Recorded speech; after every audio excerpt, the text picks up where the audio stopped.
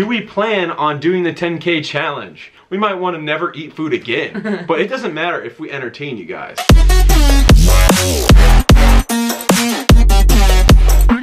What's going on, guys? Welcome back to another video. As you guys saw by the title, we are going to be filming another Q&A. I put a poll up on my story on Instagram and I had 88% votes for yes to do another Q&A. So those two people that voted no, screw you. But anyways, Logan Turner Fitness here. Welcome back to another video. Lauren Turner Fit, if you want to call her that. She's joining in. We got all the questions here in the notes. I think there's about 15 here. We'll see how many we get through depending on time. So, first question is simple. What is your go-to Chipotle order? So, if you guys know me, obviously you've been watching my channel, you know Chipotle is my go-to whenever I'm out and about, going grocery shopping, whatever have you. Sometimes I even eat Chipotle for a cheat meal because it's pretty clean and easy.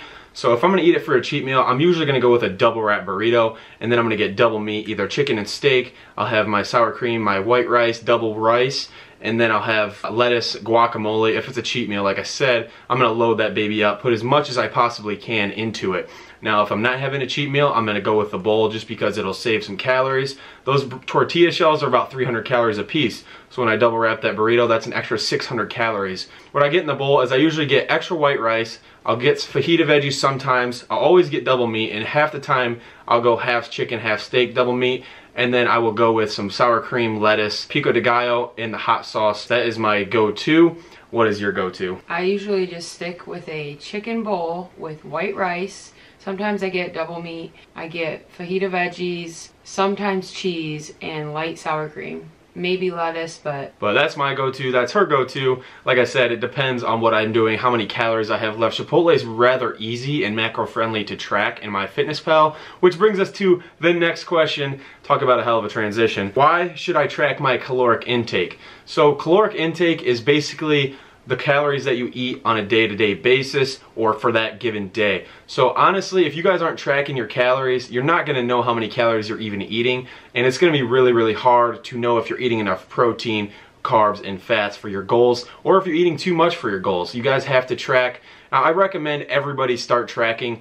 And optimally, everybody, what we want to do is we want to get to a point in life where we can intuitively eat. We know our bodies so well that we can eat when we're hungry and we can hit our macros without having to track. But for every single person that is starting on their fitness journey, I highly recommend that you track your macros, because you'll have no idea what you're eating or how little you're eating, how much you're eating, if you're eating too much or just enough. What was your opinion on that? you'll hear people say they don't know why they're not losing weight, or you know, why they can't lose fat. Well, until you do track what you are putting in your body, you're never gonna actually realize that, oh, some of this is probably not the best option for me to be eating. That was a lot of what I had to realize when I first started getting into fitness and tracking my intake. It helps a lot because you truly do not know how much you're eating until you put it into MyFitnessPal and you're like, okay, this is what I ate today, this is how many calories, my carbs, my fat, my protein. So,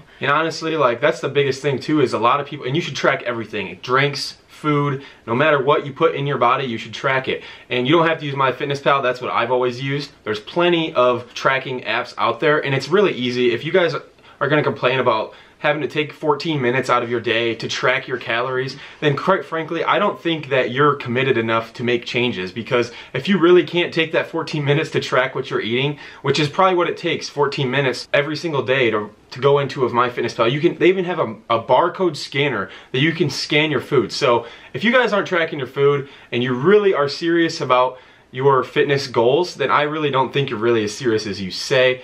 So everybody should track their calories, macros, and everything like that. So next question is going to be, what are the best sources of protein that are not meat? So this person is one of Lauren's friends, so she does not like to eat meat, or she's grossed out by it. So what are some of the things that you can eat that are high in protein that are not meat if you do not like to eat meat? So obviously eggs are going to be number one in my opinion, because they're going to give you those healthy fats and they're going to give you a high quality protein level. But at the same time, if you want to get high protein in that doesn't have a lot of fat because you're trying to hit your macros, then they could be a little bit more difficult to eat.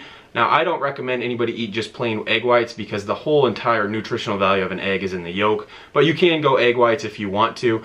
Another source of protein that isn't meat is yogurt, and I eat yogurt every day. I absolutely love yogurt. It tastes really good, it's sweet, and it's almost like a dessert to me as well. Those are two things. I'll let you explain some more. I think another one that I use sometimes when I need to hit my protein goal is cottage cheese, because it's 80 calories. It has like 12 grams of protein. The fat total isn't very high, so that's another easy way to get a lot of protein in with little calories. So next question is, have you guys always gotten along?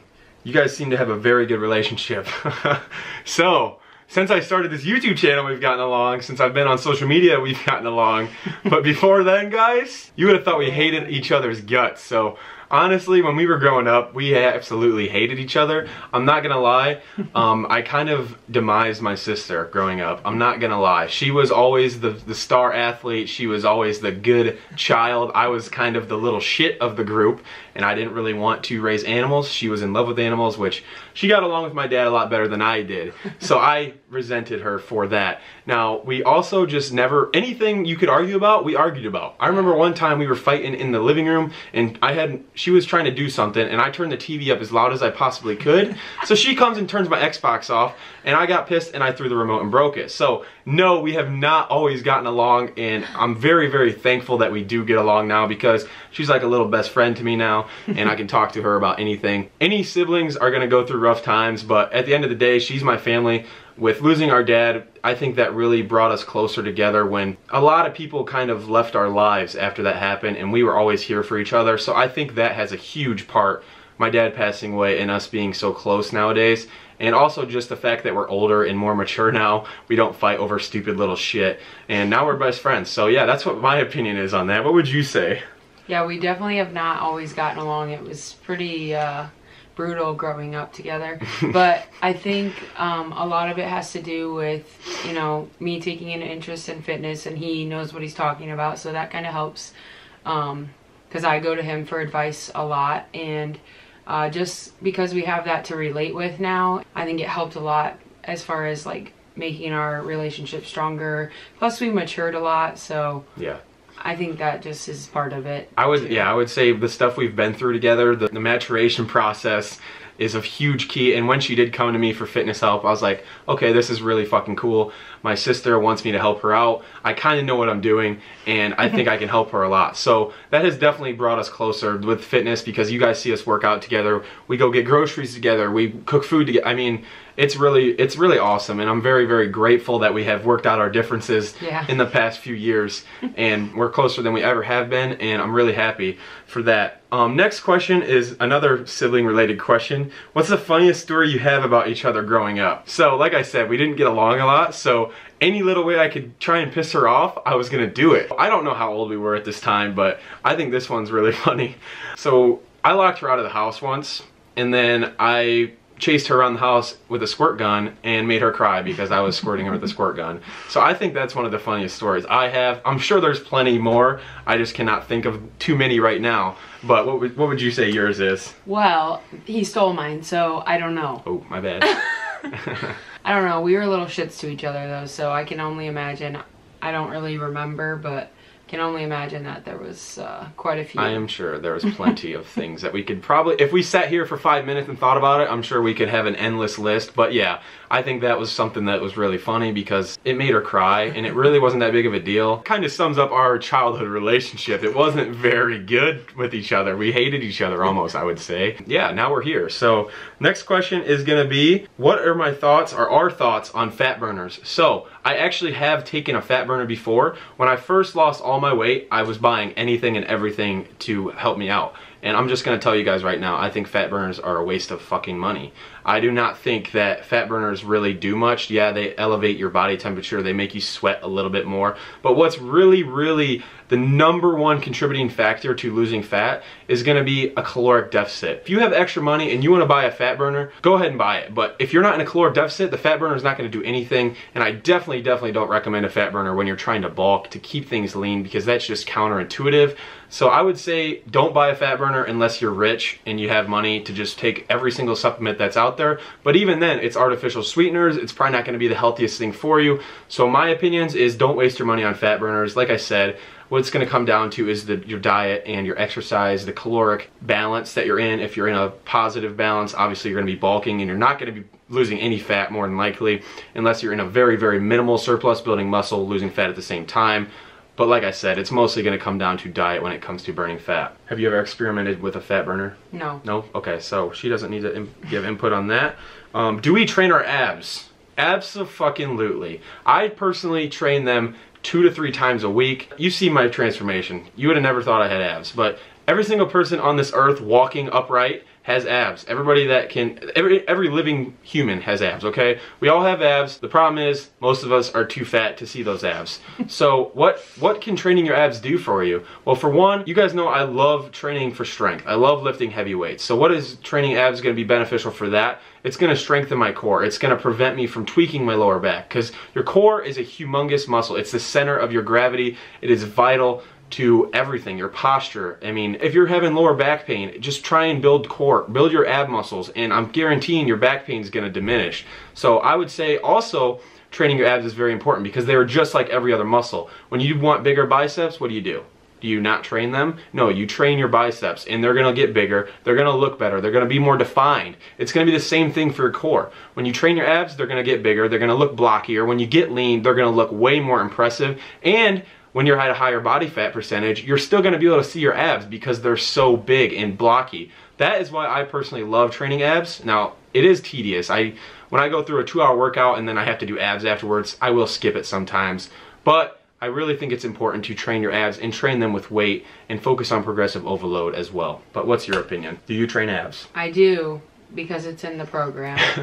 But they are not my favorite thing, because like he said, after you get done working out for hour to 2 hours, that is like the last thing you want to do. Yeah, I agree. It is very tedious. So this is a funny one.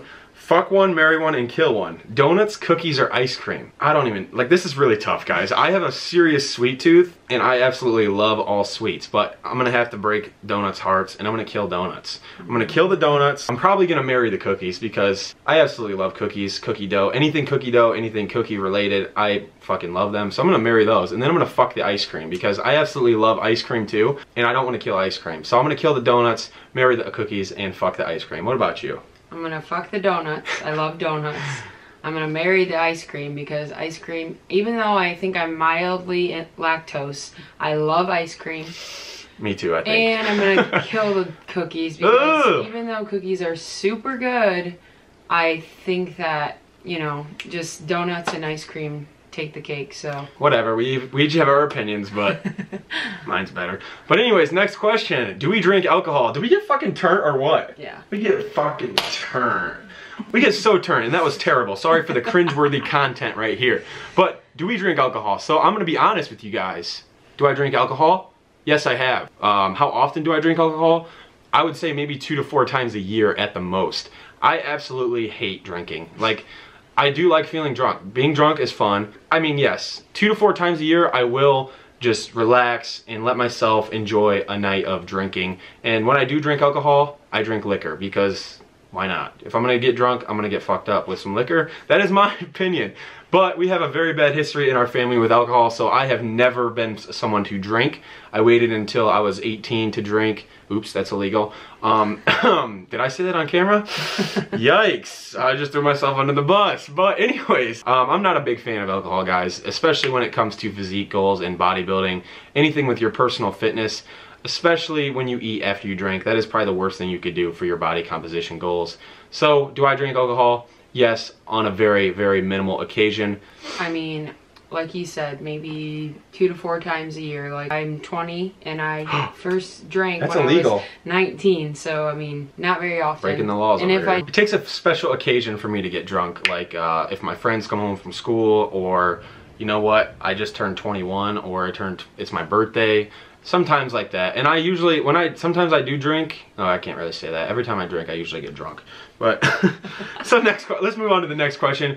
I would say yes, we do drink alcohol, but not often at all. We definitely don't enjoy it as much as most people do. Yeah. So, is it bad to always do low reps for compound lifts? So your bench, squat, deadlift, and overhead press, such as 6x3, 5x5, and 4x5.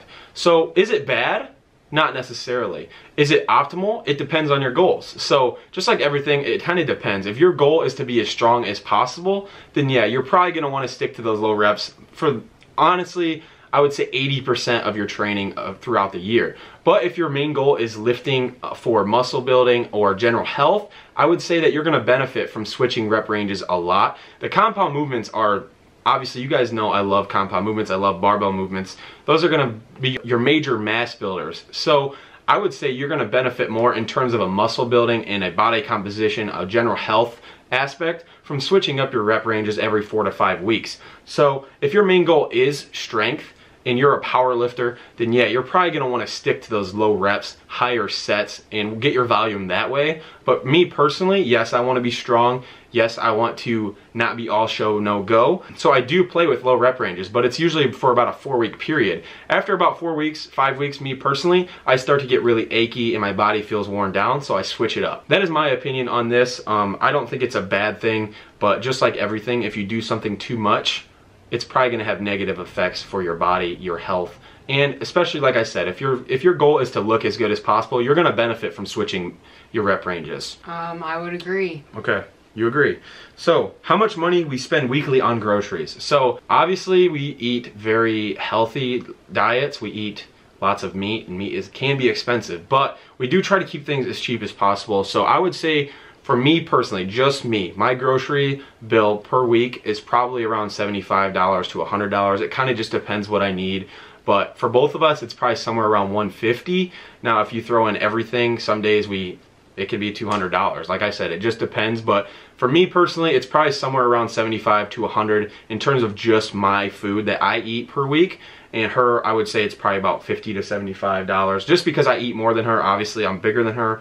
I'm a man. My caloric needs are going to be a lot higher than hers, so my bill is going to be more. Does that answer that question? I hope so. What are the keys to building lean muscle after losing weight? So, honestly, I had no grasp on this when I lost all my weight. I lost 120-ish pounds when I got to my lowest weight, and I quit lifting. I was running 26 miles a week. I couldn't bench 135, and I was the weakest I've ever been in my life. I was skinny fat. I had no muscle, basically. Obviously, I had muscle, but like, it didn't look good, okay? So what I did focus on, I got out of that phase and I was ready to focus on building my physique. I became obsessed with bodybuilding around 6 months after I lost all my weight. To build lean muscle, you have to be in a minimal surplus, but that is not the maximal way of building muscle. What I would say is focus on progressive overload, so you want to be getting stronger. Make sure you're eating enough. If you're not eating enough, you're not going to be building muscle because you have to give your body fuel to build and repair those muscles that you just got done breaking down in the gym. That's what I would say. To build lean muscle after losing fat is to focus on performance. You're not going to be able to stay super lean when you're trying to build as much muscle as possible, especially after a fat loss. But I would say go slow. Focus on progressive overload, and make sure you're eating high quality foods. That would be my 3 tips. What he said. Alright, she doesn't have much input. Sorry, I explained it too well. What are my top tips for building big ass calves?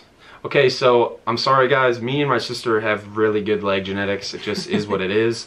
Also, I carried around 350 pounds on my legs for quite a while, so I think that if you look at any person who's been overweight for a long time, they're gonna have big ass calves because they're front carrying, they're stretching their calves every time they walk, and yeah, so I think most of my calves come from that and genetics, but does that mean I haven't built them a hell of a lot since I started lifting? Absolutely not. I still train them just like I train every single muscle group. So my top tips for building big calves is go heavy as you can with perfect form. Make sure you're getting a full stretch at the bottom and a full squeeze at the top, and pretty much just train them as much as you can. I would say some people, your calves recover really quick because we're walking around all the time, and that's why a lot of people don't get them to grow a lot too, I think, is because they don't realize they can train them 3 to 5 times a week. Frequency is going to be your best friend. Like I said, go as heavy as you possibly can with perfect form, getting a full stretch at the bottom and a full squeeze at the top for your desired amount of reps.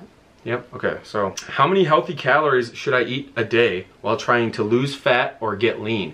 So this question is a very individual question. I don't personally know this person. I don't personally know what their diet is, what their lifestyle is, anything like that. So I can't really give them a specific answer, but what I can do, I can provide a general tip to most people. And I will make a video about how to figure out your maintenance calories very shortly here soon after this video. So what I would say is you want to find your maintenance calories. So how do you do that? So a lot of calculators online you can go into and you can type in your weight, your height, your age, and it's gonna spit you out a number. Now that number could be accurate, but I'm gonna say 90% of the time it's probably not accurate. So those calculators, yeah, they can give you a baseline, but honestly I would range it from 300 below that number and 300 above, depending on your activity, your personal genetics, your hormones, everything like that. It's so individual. Like, there's nothing about fitness that isn't individual. Everybody is different. Everybody's lifestyle is different. Everybody burns a different amount of calories per day. So what I would recommend you do is, yes, you can type in your body weight times 15 if you're or 16 if you're a man. That's what most people think is around your maintenance calories. And I think if you're a woman, if you type in your body weight times 14, then that's going to give you somewhere around your maintenance. But what I would recommend is you do that. So I would say, take my body weight, for example, 245 times 16. I don't know the number off the top of my head, but it's probably gonna spit out something like 3780, 36, something like that, 100 calories. So what I could do is I could download an app like MyFitnessPal. I could figure out those calories. I could try and hit those calories every day for a week or two. I would look at the scale every morning and I would see what my weight's doing. So the goal to find maintenance is you want to find the calories that it requires for you to stay at the same exact weight, not lose or gain any weight. So I would try and find 3,600 calories, for example. And after 2 weeks go by, I haven't gained a pound, I haven't lost a pound. So that's where you find your maintenance. So the reason this is important is because once you find your maintenance calories, you can deduct or gain or add depending on your goals. So obviously this person wants to know how to get lean or lose fat. So what I recommend, once you find that maintenance calories, and if it's at a good amount of calories, then you could subtract anywhere from 250 calories to 500 calories a day, and that's going to place you in an energy deficit. Now, it's difficult to say this for everybody, because if you're eating 1,200 calories a day and you're a woman, and you subtract 500 and you're only eating 700 calories a day, you are going to be in trouble. So for those people, I would say you can't really lose fat right now. The goal is to be focusing on getting stronger, building that metabolism up before you cut away. So this is why I say it is very, very individual. But if you have a healthy metabolism, if you find your maintenance calories, and if you can get away with subtracting 500 calories a day, 250 calories a day without starving yourself, without feeling like shit, then that would be a good place to start. And then once you stall at that amount of calories, what you can do is you can either deduct more calories or you can add in some extra activity, which is why I like to use NEAT. I track my steps, I increase my steps over weeks to weeks, and that increases my calorie burn throughout the day. Do you have anything to add? I would just say, as far as finding your maintenance calories, that's going to be the biggest thing to start with. So that way you can build your metabolism up, because a lot of people think that, oh, I want to lose weight. Well, just don't eat anything, or you know, you can go right into a caloric deficit, which probably isn't the best case because you don't have much of a metabolism built up. Nope. So you want to create the highest floor possible with your metabolism. So a lot of people, what they do is they say, holy shit, I lost 10 pounds this week. Guess what? I was only eating 500 calories a day. Are you going to be able to maintain that? Hell no. No one can maintain that unless you're a prisoner of war and that's all you get for 2 years. Your body is an adaptation machine. This question is very individual, like I said, but I will go into further detail on how to calculate your macros and calculate your maintenance calories in future videos. So make sure you guys subscribe and check that one out. The last question for today's Q&A is, do we plan on doing the 10K challenge? This is something that is all the craze on YouTube and fitness. Honestly, I have thought about doing this challenge a lot, and I know I would destroy it. I'm confident in myself that I could eat 10,000 calories a day. I mean, you guys see what I used to look like. Come on. Come on now. My appetite's still raging machine. I don't want to put out the message that the 10,000 calorie or the 10,000 calorie challenge or cheat days are a good thing for fitness and your goals. So when I do it, it will strictly just be for the views, for something to do, for fun. I'm just being honest with you guys. I definitely don't recommend you guys go out and eat 10,000 calories a day, you know? Like, that is something that is just gonna fuck you up, because first of all, you cannot eat 10,000 calories worth of clean food. I'm just telling you that right now. When we do this challenge, whenever we do it, which it'll probably be sometime this summer after the cut is completely over, my appetite is raging, and you're gonna see me eat 12 donuts. You're gonna see me eat fucking large pizzas, burgers, fries, milkshake, anything and everything. So definitely don't want to send the wrong message that that's a good idea. But will we do the challenge? Absolutely, because as much as I want to keep things health and fitness related, I will make sure I give you guys a disclaimer to never do this. But yes, we do plan on doing that sometime this year, and I think it will be a very fun video. It will be, and that's another reason I want to do it. It will be fun to go out and eat whatever we want for a day and see how many calories we can rack up, and then feel like shit for you guys, for the views. That's what we gotta do, right? Yep. We gotta sacrifice for the views. We might feel like shit. We might want to throw up. We might want to never eat food again. But it doesn't matter if we entertain you guys. That is what matters most at the end of the day. So anyways, I just want to say thank you guys so much for watching this video. If you guys sent questions in, you're the real one. If you guys didn't, you know what? Why not? I don't know why you didn't, because obviously this video was amazing. I do enjoy doing these Q&As, so if you guys like this style where it's just one long video of a Q&A, let me know in the comments down below, or message us on Instagram, or if you'd rather see a couple questions answered here and there inside of a vlog, let me know about that too. Like I said, thank you guys so much for watching another video, and we hope you guys enjoyed this video as well. Answered some pretty funny questions. Hopefully you guys learned something today and were also entertained by this video. As always, please be sure to like, comment, share, and subscribe, and I will see you in the next one. Peace.